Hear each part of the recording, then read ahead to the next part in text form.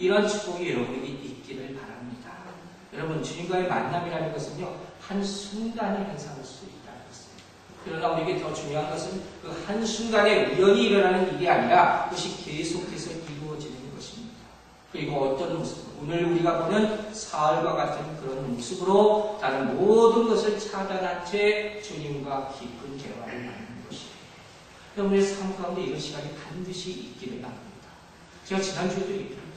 우리가 살아가는 데 있어서 주님과의 만남이 있어요. 그런 것을 원하는 사람이 있어요. 그래서 주님께서 만나주셨어요. 근데 대부분 안타까운 것이 그 한 번의 만남에서 끝나고 만다는 사실이에요. 그래서 주님께서는 나중에도 얘기했지만 우리 계속해서 만나주기를 원하시는 거예요. 더 깊은 대화를 나눠주기를 원하시는 거예요. 그래서 주님께서 여러분들을 더 양육하고 더 키우고 더 좋은 하나님으로 만들기를 원하신다는 사실을 기억하시기 바랍니다. 그러기 위해서 어떻게 해야 된다고요? 사울이 지금 했던 것과 같은 그런 일이 있어야 됩니다. 오늘로 주님과 시간을 갖는 거예요. 자, 우리 부모는 이제 차례차례 한번 보기로 합시다.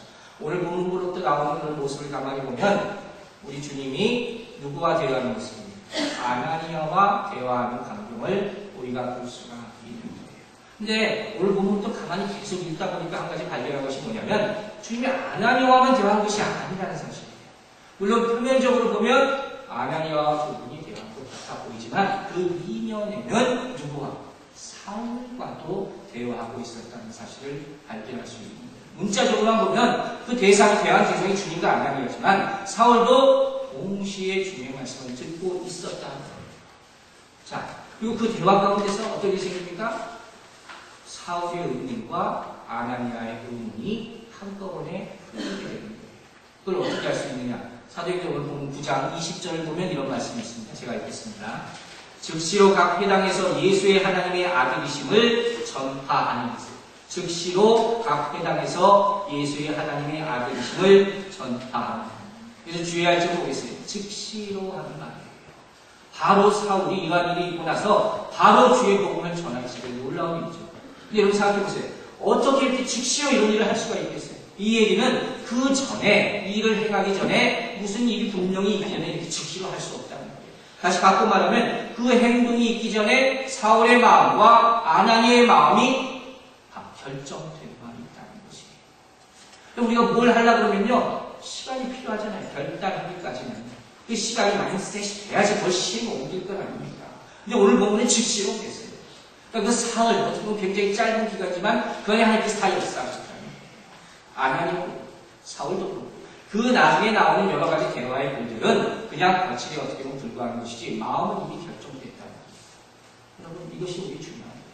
기도할 때 제가 이런 말을 한 적이 있죠? 여러분, 기도의 노트를 만들려고 했죠? 그래서 어떻게 됐어요? 주님의 음성을 들릴 때 처음에 우리가 주님으로부터 응답을, 최종적인 응답을 받기 전에 우리의 마음에 뭐가 들어있어요? Peace and joy. 평화와 기쁨이 있는 거예요. 이게 첫 번째 응답이라고 할 수 있는 거예요. 그러면 그 응답을 믿으시는 여러분이 되시기 바랍니다. 그리고 얼마 안 가서 실제적으로 내 눈에 보이는 응답이 나타나기 때문에 왜 이런 말을 하느냐? 사단이 그 사이에 또 공격할 수도 있어요.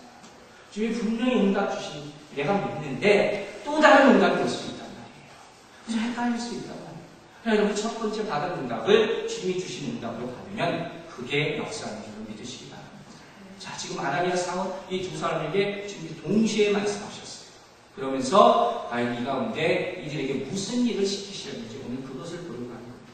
자, 첫 번째 주님께서 이들에게 시키신 일이 있어요. 사울에게. 바로 사울에게 시킨 것은 무엇입니까? 사울을 하여금 기도하게 하신 거예요. 오늘 본문 9절 보겠습니다. 사흘 동안 보지 못하고 식음을 전폐한다. 11절입니다. 주께서 알아서 일어나 집가라 하는 거리로 가서 유다 집에서 5사람 사울이라 하는 자를 찾으라. 저가 기도하는 중이다. 여러분, 사울이 이전에도 기도를 했을까요? 기도를 했을까요? 안 했을까요? 했겠죠. 당연히 했죠. 왜 안 했겠어요? 유대의 전통에 따르면 하루에 3번 기도하게 되어 있어요. 사울도 당연히 기도를 했을 거란 말이에요. 문제는 오늘 지금 이 순간에 사울이 한 기도가 평상시에 기도하는 다른 기도였다는 거예요. 왜 다르겠습니까? 뭐가 다르겠습니까? 어떻게 다른 기도를 하시겠어요? 지금 상황을 다시 한번 생각해 보세요. 사울이 지금 어떤 일을 당했습니까? 주님을 만났잖아요. 엄청난 역사가 나타나는 거예요. 그 신앙적인 충격을 보는 거예요. 그런데 주님을 만나고 나서 오늘 본문을 보니까 그로부터 4월 동안 사울은 아무도 만나지 못했단 말이에요. 주님의 음성도 계속해서 들려오지 않았습니다. 굉장히 불안했을 겁니다. 오늘 본문에 계속해서 뭐라고 합니까? 식음을 전폐했다. 여러분 언제 식음을 전폐합니까? 다이어트 할 때 빼고 언제 식음을 전폐해요? 그냥 근심 걱정이 있으면 식음을 전폐했다고 소리예요. 밥도 안 먹고 맛있도 안 먹고 너무 걱정되고 고민이 되는 거예요. 내가 주님을 만났는데 그 위로 딱 음성이 끊어졌어요. 이건 뭔지도 모르겠는데 나는 아무것도 안 보이는 상태. 나 혼자 꼼짝달싹 할 수가 없는 상태. 그게 사흘을 가요. 여러분 같으면 어떻게 했습니까? 밥맛이 나겠어요? 밥 먹고 싶은 마음이 들겠어요? 식음을 전폐하고 걱정할 수밖에 없어요. 무슨 걱정입니까? 어떤 걱정을 했어요? 혹시 주님이 나를 이것이 심판하는 것이 아닌가? 이렇게 아마 사울이 걱정했을 거예요. 왜? 지금 사울이 당한 상황으로 보면 내가 예수를 핍박했다고 했잖아요. 내가 나를 핍박했다고 했잖아요.